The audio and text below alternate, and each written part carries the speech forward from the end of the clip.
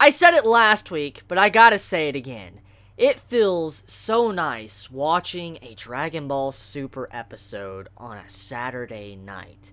It feels so good. I mean, it really does. And to make it even better, it's legal and official translations. Now, don't get me wrong, I appreciate all the hard work the translators, the fan translators did, but just to know now that Dragon Ball Super is now being supported, it picked up by an official company, it's very soon we might see to where we might get a dub of Dragon Ball Super. It just makes me so happy, just to know Saturdays now I have something to look forward to. I mean, every night I can look forward to a Dragon Ball Super episode. So anyways, this episode reveals the fusion of Zamasu and Goku Black. Now, as we know, Goku Black is still Zamasu, but in Goku's body. So these two have fused. Now, if you saw the preview of last week's episode, the fusion was kind of spoiled for you, and I'm just gonna talk about that real quick, okay?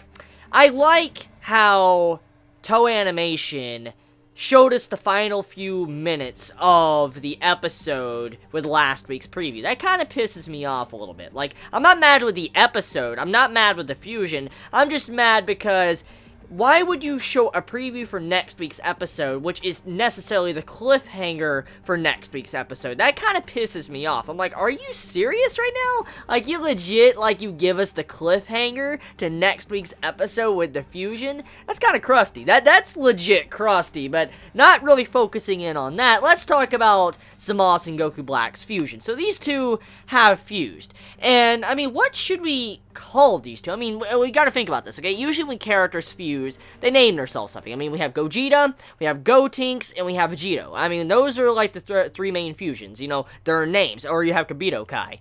So, what should we call Zamasu? I mean, they're both the same person. And even though Zamasu is in Goku's body, that's not Goku. So you can't really call that person Goku. So, would we still call this person just Zamasu, or would we call this person Zamasu Black? Maybe. I mean, maybe we could possibly call this fusion transformation Zamasu Black, because, you know, Goku Black and then Zamasu, just add the, you know, Black title to him, and there you go, Zamasu Black. There you go, or, I don't know, that might be a good title to apply to him, but still, this man's transformation is ridiculous, because you have to factor in what Zamasu has. This is a man that has immortality. He is immortal. Now, we don't know at this time if the immortality that Zamasu had carries over into the fusion, but if the body does have immortality, that is just completely broken. Like, legit broken. Like, damn, that's broken. And Vegetto needs to happen. That's the only way I can see anything like this being fixed, is because Vegetto. Now, before I talk about Vegetto and the possibility of that, let's talk about overall what this means right now with this power. Goku Black's power increased. He turned his anger into power, and then he pulled out a scythe, and then he slashed, and he literally cut, like, the dimension. Now, the entire scene of that, it reminded me of what Super Buu was doing. You remember when Buu, he yelled so hard he broke a hole through dimensions? You remember when he did that in, you know, Dragon Ball Z? That's kind of what it looked like to me. With Zamasu or Goku Black, he was just cutting the air, and you saw the Scythe Blade slash just open up a big rift, and when he said, I'm looking into this, what is that? Is that the far distant past, or is that the future? I mean, he was asking, like, what exactly that is, or is that his rage? But whatever it may be, though, he opened up a hole between the layers of time, or whatever dimensions, and that's ridiculous amount of power. That is a really large amount of power to do something like that.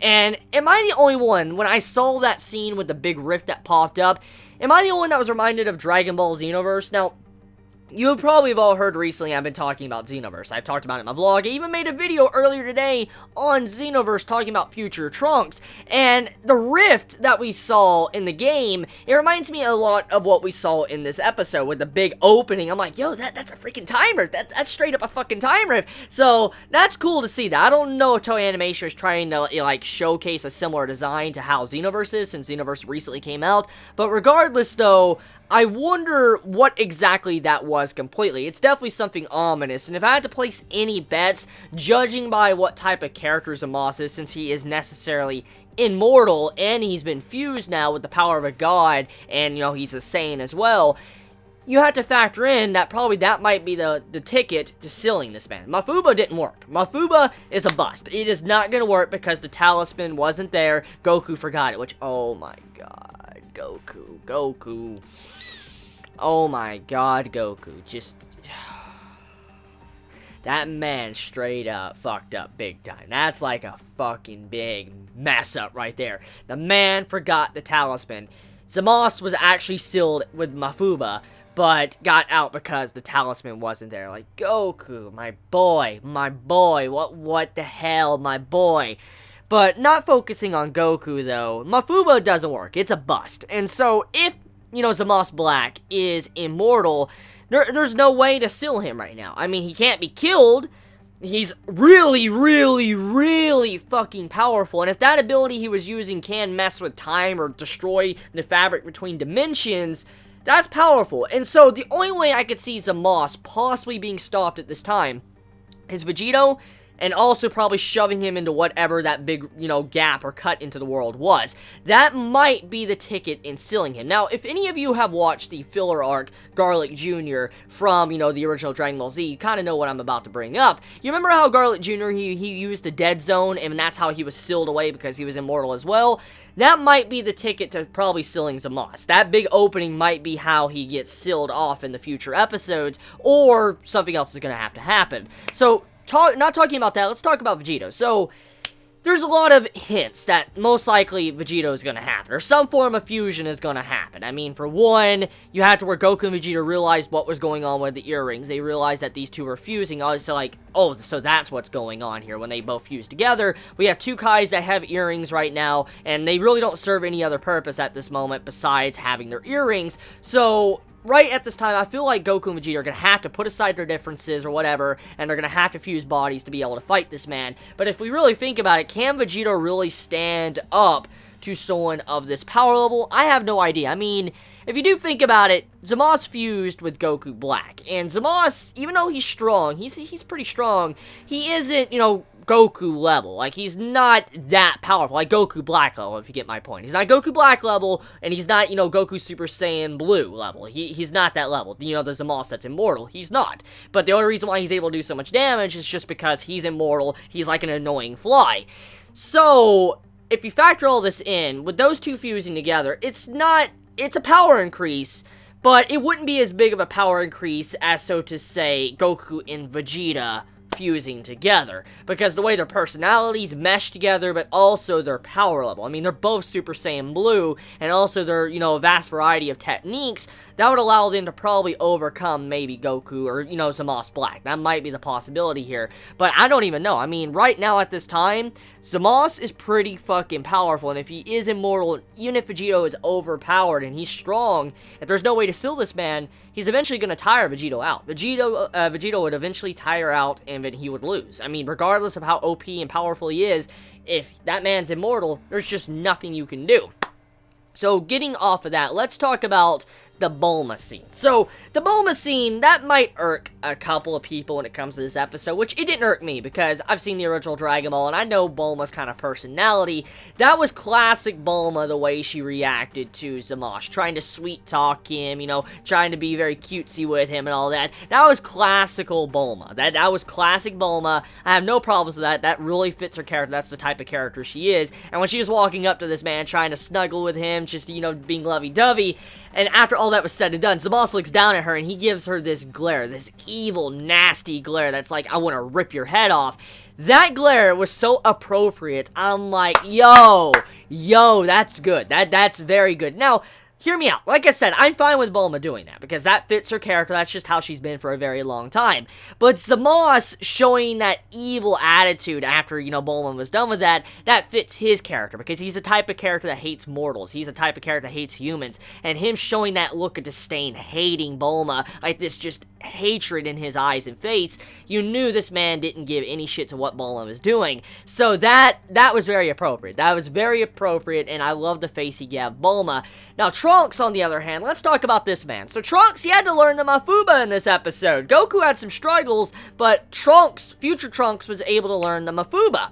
And the funny part about all of this, it was actually Piccolo that taught him through YouTube, GodTube, actually, correction.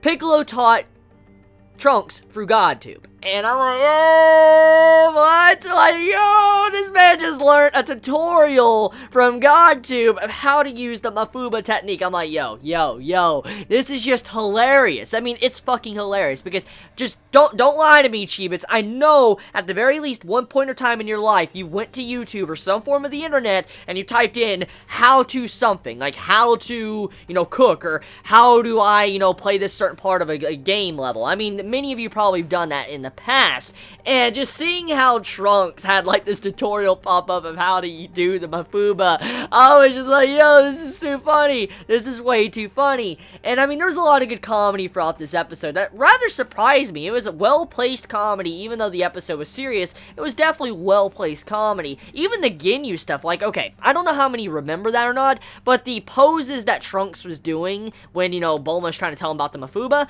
those poses were the Ginyu Force poses. That was straight up Ginyu Force poses that I saw Trunks doing. And I'm like, what the hell? Ginyu Force lives on through Trunks. Bulma was teaching him techniques to Ginyu Force poses and stuff. So, well done, Bulma. Well done. I mean, you give me some good classic Bulma comedy with Zamasu, but then also you teach future Trunks how to do the Ginyu Force poses. So, you did a very good job this week. You did a very good job. So, let's talk about Trunks, though. So, this man learned Mafuba, and Trunks continues to amaze me as a character. I mean, let's take a moment to think about how OP Trunks is. I mean, he might not be at the power level of maybe, Goku or Vegeta, and he's probably pretty damn close, especially because of his recent transformation.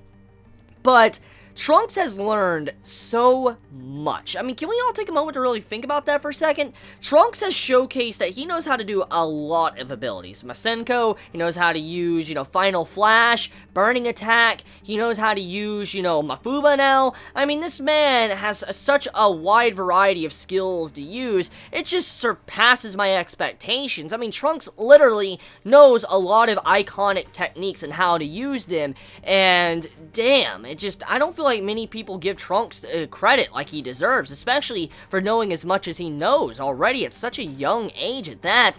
Just like, well done, Trunks. I mean, you were definitely smart and definitely learned quite quickly to be able to learn like Mafuba, but also these other techniques in Final Flash. It's great. And I mean, he even knows Gallic Gun too. So, Trunks, thank you. You continue to surprise me with your character.